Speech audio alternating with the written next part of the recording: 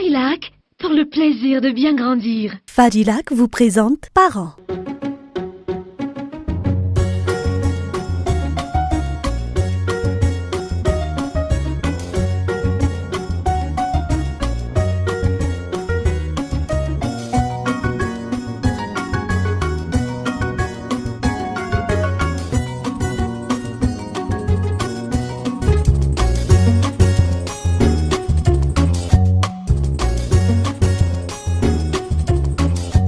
Et c'est toujours un plaisir d'être avec vous dans l'émission Parents ce soir. Bonsoir docteur et bonsoir tout le monde. Bonsoir Taï, bonsoir à tous. Comme toujours, c'est toujours un plaisir de vous partager certaines informations sur plusieurs thématiques dans notre émission. Ce soir, nous allons parler très spécialement des enfants, des alcooliques, n'est-ce pas? On va essayer de les aider. Oui, nous tous, nous savons que l'alcoolisme est un phénomène qui touche beaucoup de familles à Madagascar, malheureusement. Et malheureusement aussi, cette situation a des impacts négatifs sur l'état psychique de l'enfant, n'est-ce pas, docteur? Oui, c'est vrai que la maladie alcoolique n'est pas une maladie solitaire. Quand l'un des parents est alcoolique, c'est toute la famille qui en souffre. C'est vrai que les conjoints en souffrent, mais c'est surtout les enfants. Beaucoup de personnes ne pensent pas aux méfaits de l'alcool sur les enfants.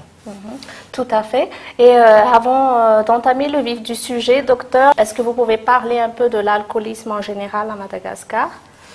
C'est mieux si nous regardons une personne qui prend en charge les alcooliques à Madagascar. Elle sait mieux que nous. Qu'en est-il de la situation sur l'alcoolisme à Madagascar?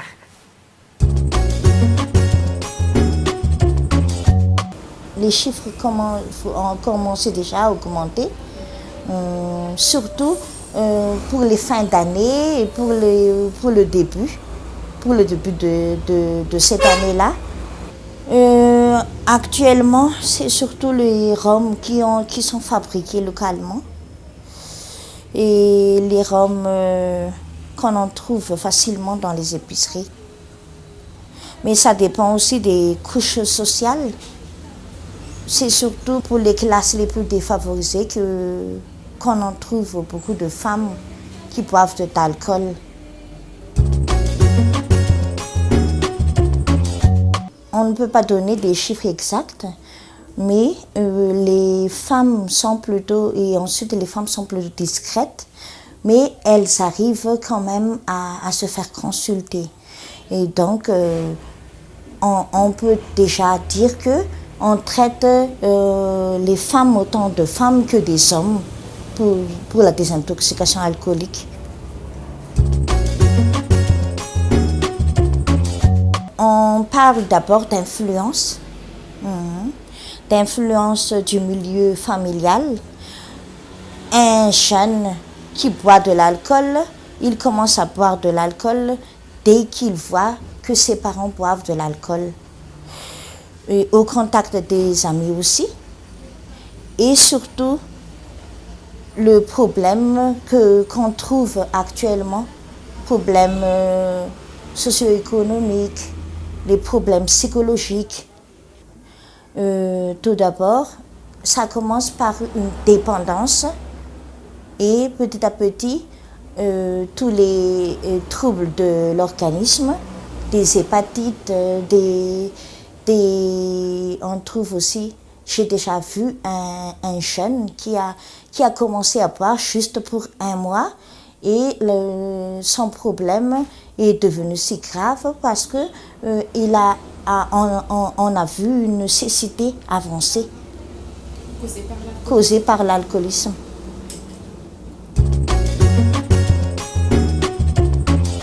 Docteur Sylvia, pouvez-vous nous décrire un peu la souffrance quotidienne à laquelle un enfant d'un alcoolique est exposé?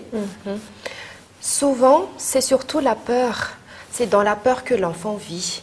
Si le parent ne rentre pas le soir, l'enfant a peur. Qu'est-ce qui va arriver aux parents dehors? Mais quand les parents rentrent le soir, que ce soit le papa ou la maman, l'enfant a aussi peur des violences. Ça peut être des violences verbales, mais ça peut être même des violences physiques, malheureusement. Oui. Et à part la peur, il y a aussi la honte. Les enfants ont honte de leurs parents Les enfants ont honte de leur famille parce que c'est pas bien d'avoir des parents alcooliques. Chez les enfants des parents alcooliques aussi, l'échec est quasi permanent. Tout d'abord, on doit parler d'échec scolaire parce que les enfants ne sont pas concentrés en classe. Oui. S'ils sont tabassés à la maison, ils n'ont pas le temps de faire leurs devoirs à la maison, donc les notes scolaires chutent. Il peut aussi avoir une dépression, donc ça va se ressentir sur les notes aussi. Et c'est malheureusement toute la vie de l'enfant qui aura des conséquences sur l'alcoolisme des parents. Donc il faut bien faire attention.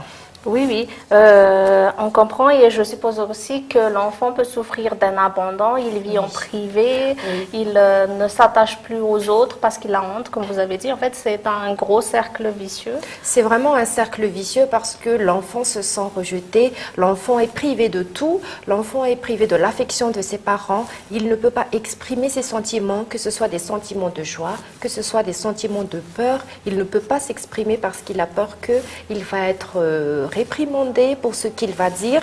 L'enfant aussi est privé d'alimentation saine et équilibrée parce que des fois, les parents n'ont pas d'argent pour faire nourrir sa famille. L'argent passe dans l'alcool, donc ce sont les enfants qui sont lésés. L'enfant aussi n'a pas de sommeil tranquille, donc il vit vraiment dans une insécurité totale parce que les parents rentrent très tard le soir et ils perturbent toute la vie de la famille et surtout de l'enfant.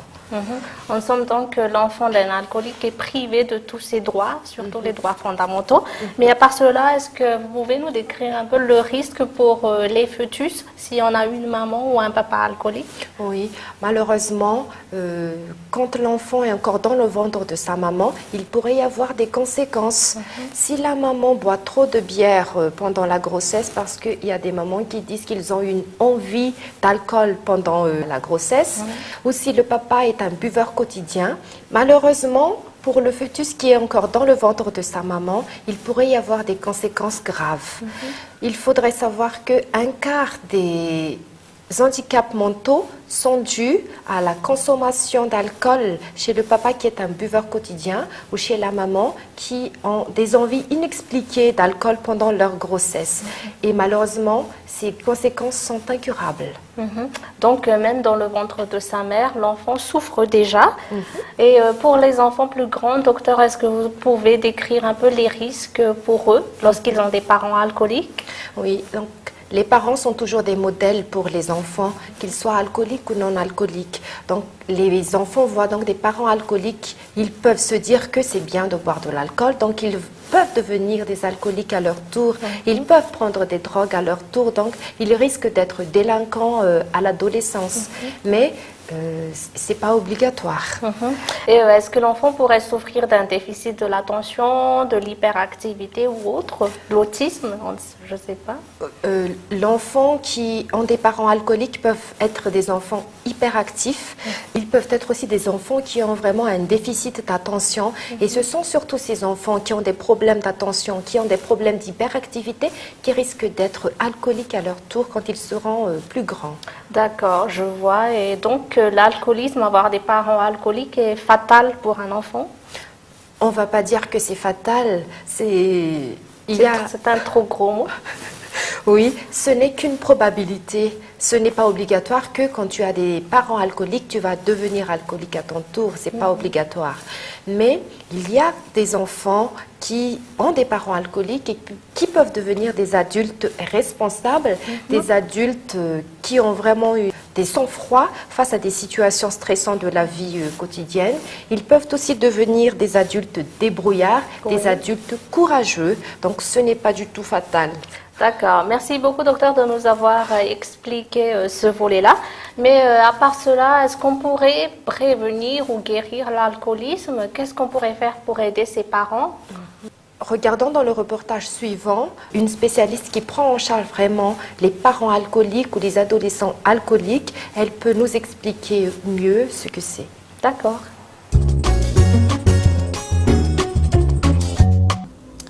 Oui, on peut vraiment guérir. Mais ça dépend aussi de son environnement. Pour les parents, il faut qu'ils prennent conscience tout d'abord de ces états. Et ensuite, ils doivent prendre en charge. Ils doivent se prendre en charge pour aller chez un médecin ou dans un centre. Il y a des centres qui prennent en charge de l'alcoolisme à Madagascar. Mais pour le traitement, c'est encore très très coûteux. On peut déjà contacter à Tanariville. Il y a aussi des hôpitaux qui commencent vraiment à faire des traitements de désintoxication.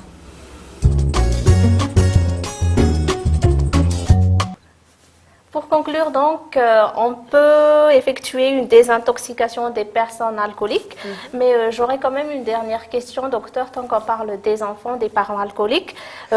Comment peut-on aider les enfants en souffrance?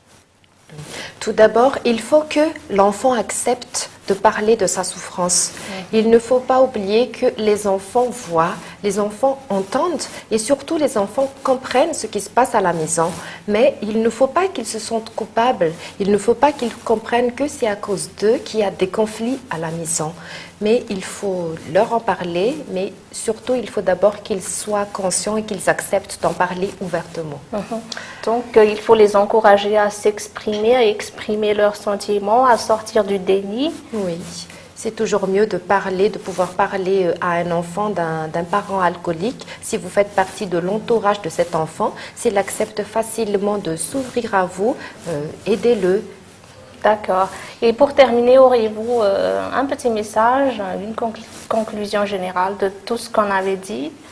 On a vu tout au long de cette émission que l'alcoolisme des parents apporte beaucoup de souffrance, aussi bien surtout chez les enfants et aussi dans la famille.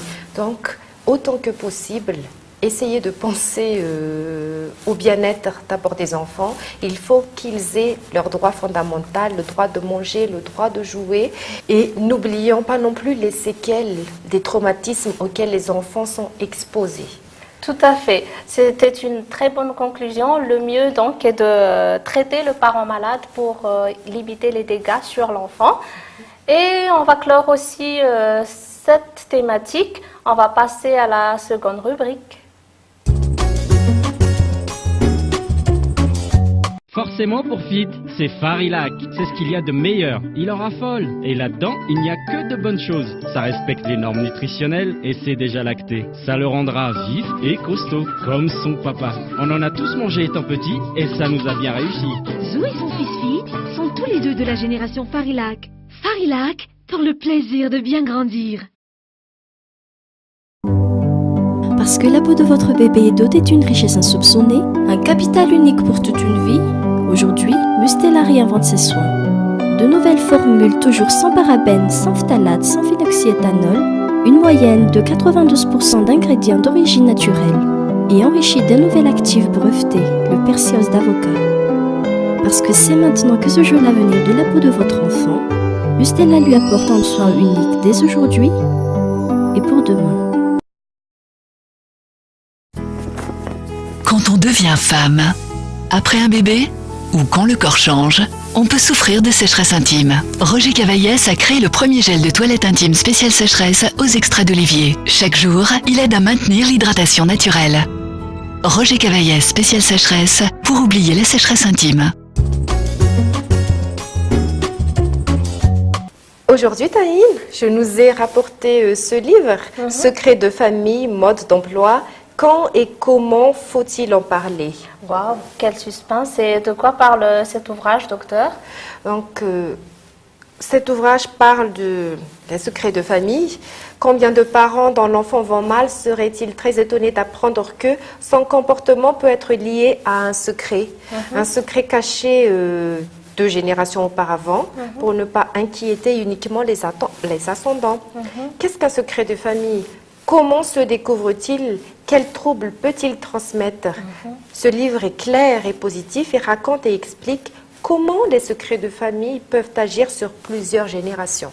Donc l'auteur nous donne un mode d'emploi des secrets, comment aller à leur rencontre et éviter ainsi qu'ils ne pèsent sur les destins de nos enfants. Oui. Oui, c'est vraiment un livre très intéressant. C'est très intéressant dans la mesure où il parle positivement des secrets de famille. Là, on vient juste de parler de l'alcoolisme, donc c'est bon d'en parler si ce problème a touché des générations avant. Oui, c'est vrai. Je suppose. Oui, et ce livre aussi est écrit par un spécialiste, par Serge Tisserand, qui est psychiatre, psychanalyste et professeur à l'université Paris-Ouest Nanterre. Et les secrets de famille sont un de ses principaux objets d'étude et il a publié de nombreux ouvrages dessus. En plus, c'est une très bonne référence. Et donc, où est-ce qu'on pourrait trouver ce livre, Secrets de famille, mode d'emploi, docteur? Secrets de famille, mode d'emploi est visible au Jumbo Score en Kurunjan. D'accord. Merci de nous avoir apporté ce livre. C'est très intéressant pour les raisons qu'on avait évoquées tout à l'heure. Ne nous quittez pas, on se retrouve tout de suite.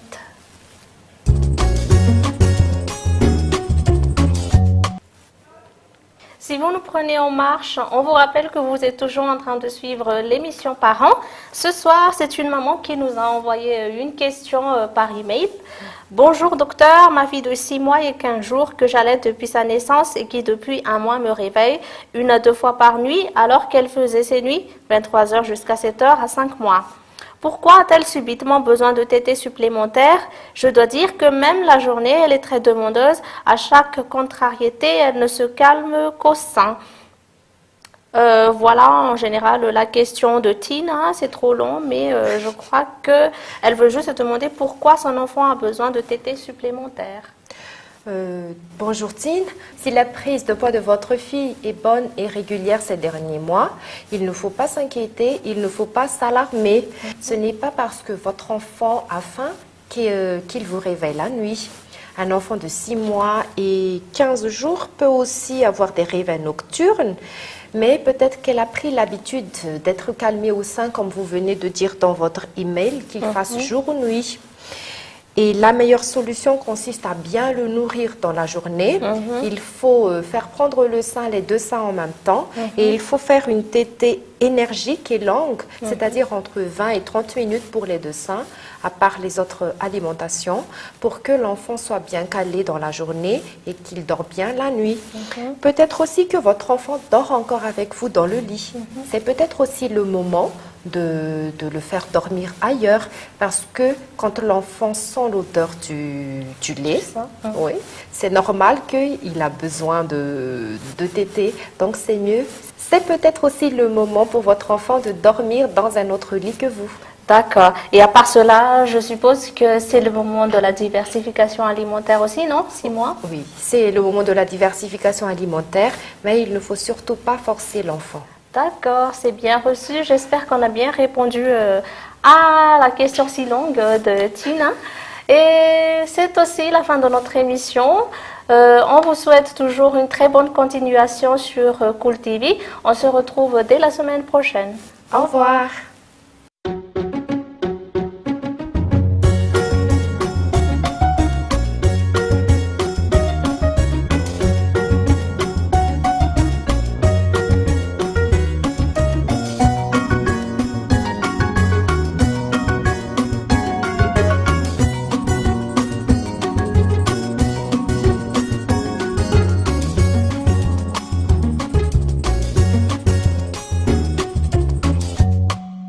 Farilac vous a présenté Parents. Farilac, pour le plaisir de bien grandir.